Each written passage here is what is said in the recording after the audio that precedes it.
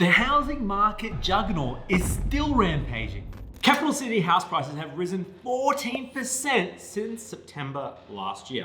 And in some parts of the country, they've gone up by nearly 24%.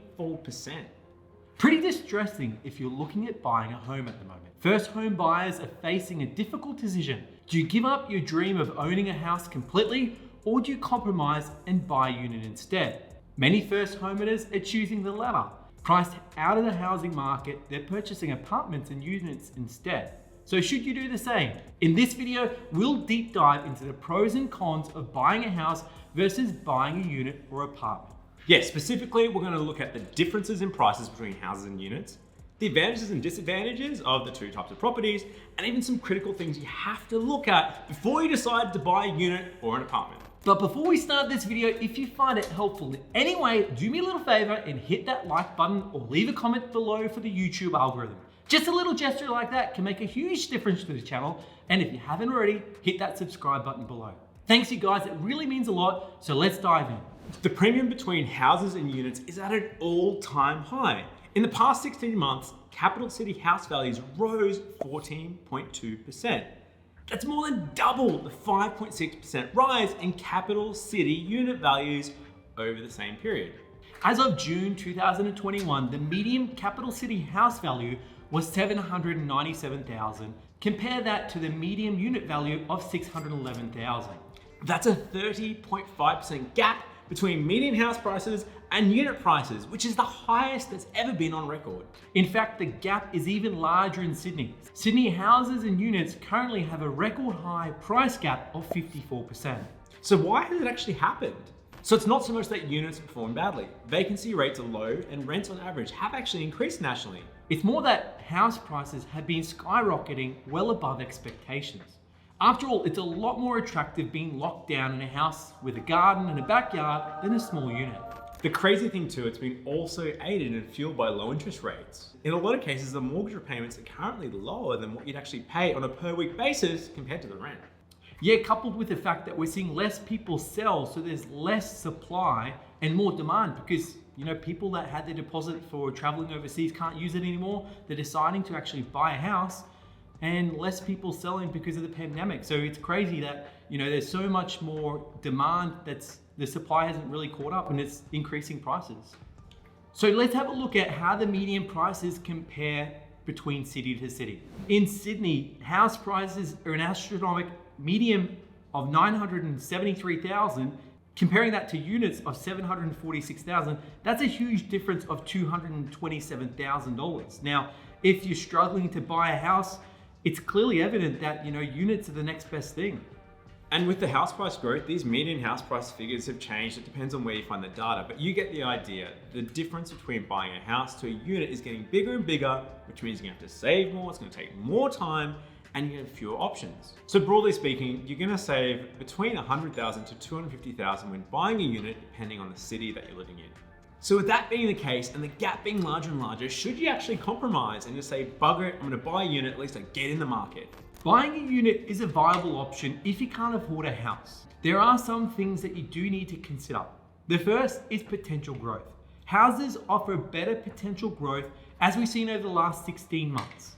Why is that? Well, the land makes up for a large portion of the value of the property.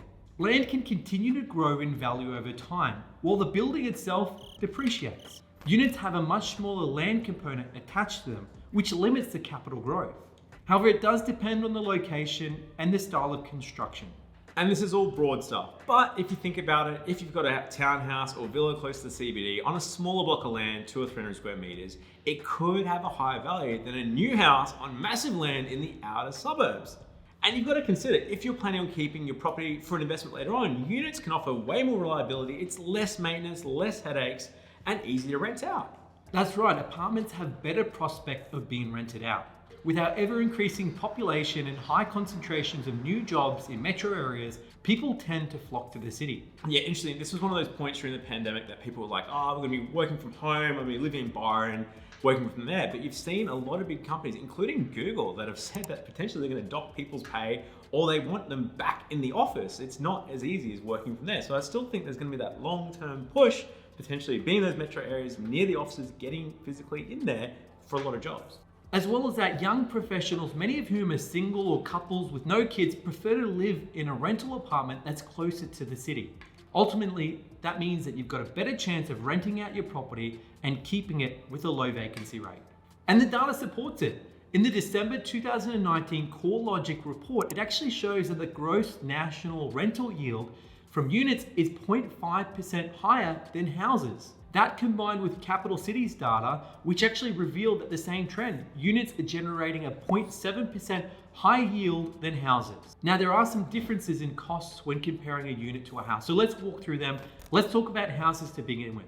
Yes, you got to remember you individually have to pay your rates and land tax for a house. You're responsible for that. And council rates are going to depend on your council and potentially the land valuation of the home. Yeah, sometimes it's an investment, or if you hold a bunch of properties, you can be liable for land tax as well. With owning your own standalone home, you're gonna have to factor in the cost of maintenance and upkeep. If your toilet breaks, if something goes wrong, you're the one that has to fix and pay for it. Owning an apartment or unit comes with quarterly strata and body corporate fees. On top of this, you may need to pay for additional levies, like we've covered in other videos. If the building needs maintenance, if it's got leaking, if it's got major issues, structural issues, you and all the other owners of the complex are gonna have to chip in, throw a hat around, and put money in there, which you don't actually have control on. A lot of times, if you're one of 100 owners in the building and everyone else votes to get the works done, you have to put money in. It's not like a house where you're like, oh, I'll just worry about replacing the roof in a few years. It's non-negotiable. But back to the body corporate or strata fees, they are gonna vary. If you buy an apartment with a big complex, lots of common areas, pools, gyms, saunas, etc., you're gonna pay more in strata fees. On the plus side, all the external maintenance and upkeep is going to be covered by a strata fee. So you're not going to have to spend your weekends mowing the lawn, cutting back trees, painting the complex, because it's all covered by the strata. Utility fees in some cases will be cheaper as well, because they might be consolidated. I know when I lived in an apartment in Hamilton, Brisbane, you actually bought electricity through the strata. It was all kind of controlled by that, and you got better discounts. It also can mean you can pay more because you don't have a choice in changing providers. But there are differences in control of your ownership. So in the case of a house, you own 100% of the land on which the house stands. So that means you've got control over the home. It's your castle. Oh, king in the castle, king in the castle. You can make additional upgrades and plans and rip out walls and whatever you want within reason as you please. If you want to add an extra floor or bedroom or build a pool or a granny flat, there's nothing stopping you except for the council's approval. With a unit, you're limited in any upgrades you can do to the property. You'll need body corporate approval for anything outside of the apartment or unit. Some stratas can be extremely limiting, and you might not even be able to make a change to the color of the curtains. Privacy and space. This is a pretty obvious one, but houses offer you a lot more outdoor and indoor space and a lot more privacy. Whilst units and apartments, you're going to be a lot closer to your neighbors. So something to think about before you take the plunge. So some things to watch out for before buying an apartment. The first is to get someone to check the strata documents. You want to make sure that there's enough money in the administration and sinking fund. Check for levies, that they're reasonable. If they're too low and no one's paying enough, you might actually pay for it later because they're not doing enough works to the property. So consider that. Also consider the age of the apartment. As I've covered in videos before, if it's a brand new apartment that's only just been built, it could be at the risk of hidden defects. Think of mascot towers. Older ones may need ongoing maintenance. If it's been around for 5 to 7 years, it's probably going to need a coat of paint, which is going to involve special levies. Just make sure there's no other existing issues, such as existing liabilities. For example, in the minutes, they're not being sued. Also review the bylaws. Get a handle of them. Some are very restrictive, like not being able to have pets. Also be aware of oversupply. Brisbane has been in a state of oversupply since 2016. This can actually affect the growth of prices in the future. If you take depreciation into account, you can actually realize a loss even if there's been capital growth. And ultimately, to prevent oversupply, check for development plans or zoning around your apartment that there's not a new 30, 40, 50 story complex that's going to be built in the next 5 years across the road. Further to your point, Jaden, the last thing you want to do is buy a property with great city views. Ultimately, for it to be blocked in a couple of years' time by a new high-rise.